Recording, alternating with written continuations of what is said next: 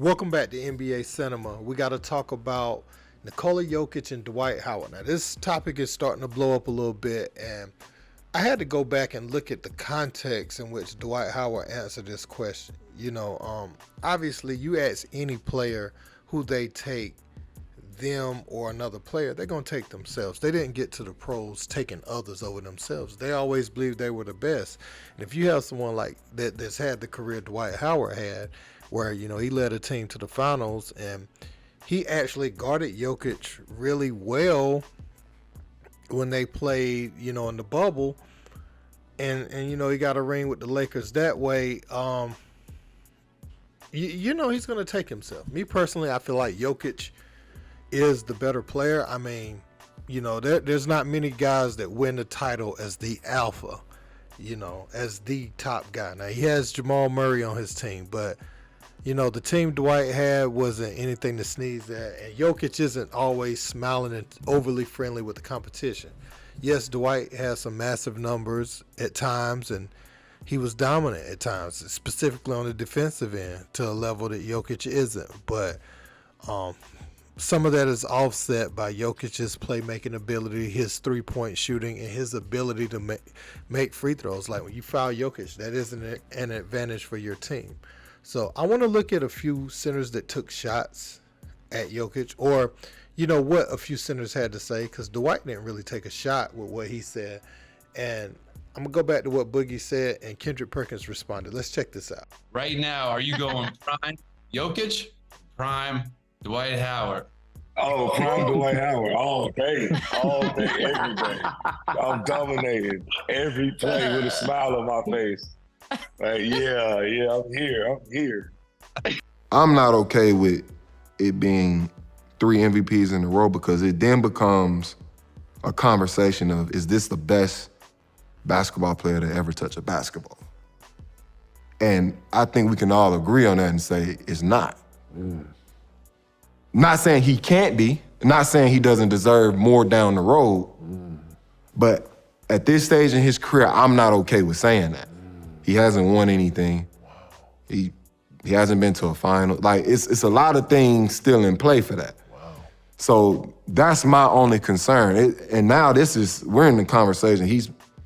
At this point, he's the best center of all time. Well, he's going with 3 in a row? Yeah, 3 in a row. Can he We're putting him over the likes of Shaquille O'Neal, Hakeem Olajuwon, Tim Duncan, and it's just like Wilt Chamberlain's. Like, that's a tough conversation to have, because we've seen what these guys have done. We've seen how their careers have panned out. So can we sit here and say right now, today, that Jokic, not only the best big to ever play, but the best basketball player to ever touch a ball with 3 MVPs in a row? And I'm not comfortable saying that. I'm just not comfortable saying that. Let me finish up my conversation real quick, because the end of the first take happened and I couldn't finish what I needed to say about the conversation as far as Dwight Howard saying he's taking himself over Jokic. Look, I'm giving a slight edge to Jokic myself, but make no mistake about it.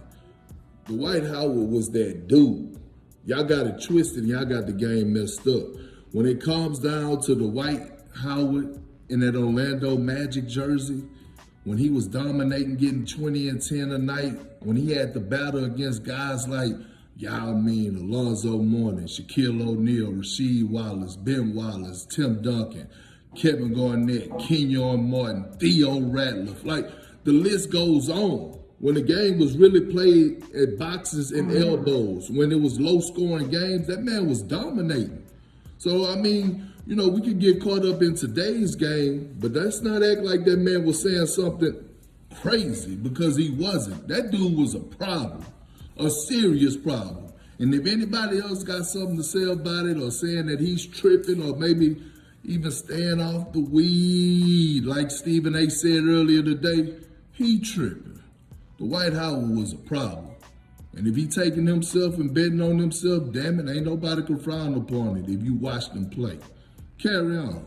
I must say, I feel like one of the things that left a bad taste in people's mouth about Nikola Jokic is the fact that he was, for a moment there, it looked like he was going to win 3 MVPs in a row, and people have a problem with that. I have a problem with that because it hasn't been done. If Michael Jordan didn't win 3 MVPs in a row in my lifetime, if LeBron James didn't win 3 MVPs in a row in my lifetime, then it shouldn't happen. The only reason I ain't say Kobe and Duncan is because they were kind of playing in the same era, and Shaq and AI. It was a lot of people that could win regular season MVPs back then.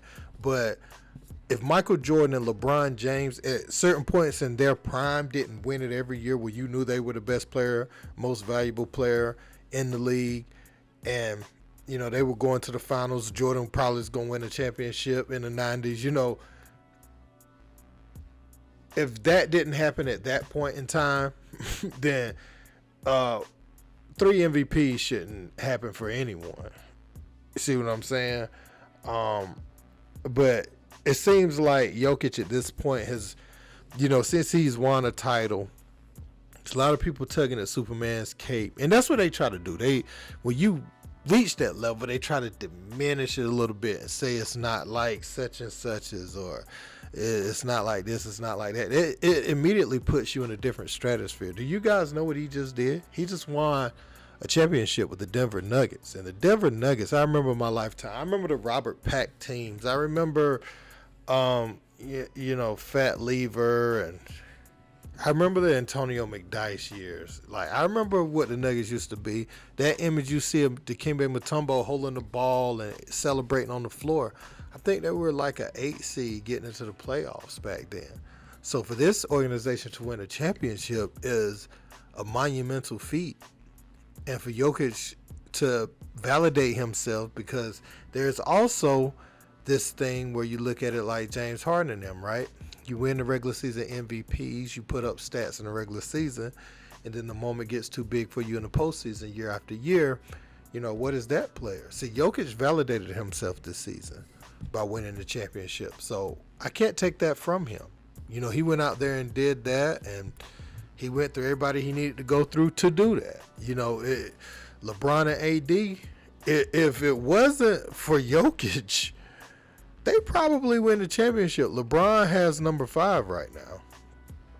I don't think people understand that. That was just the one bad matchup for the Lakers. Everyone else, Miami, they would have beat them. Probably about the same amount of games it took Denver.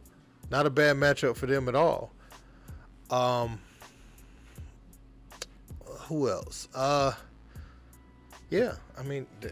just how it would have went. So I can't take that from Jokic. Were there better centers in a different era? Would it have been harder to score on David Robinson, Hakeem Olajuwon, those guys? Yes, it would have. That 90s era is something different. At the end of the day, you can't penalize anyone for the era that they're playing in, though. There's something to be said about the tempo of the game now and the conditioning that the bigs have to be in with the way the game is officiated. So, yeah, you take away some of that physicality, but think about the tempo, that they have to play 82 games a year. That's why I feel like, just in my personal opinion, I ain't no doctor or nothing, but I feel like we see a lot more non-contact injuries these days because of the tempo of the game. And, that can have wear and tear on your body too, getting up and down so much. So I give Jokic credit, man. I say all that to say I give Jokic credit, and I want to know what you guys think about it in the comments. Don't forget to like, share, and subscribe. Until next time, peace.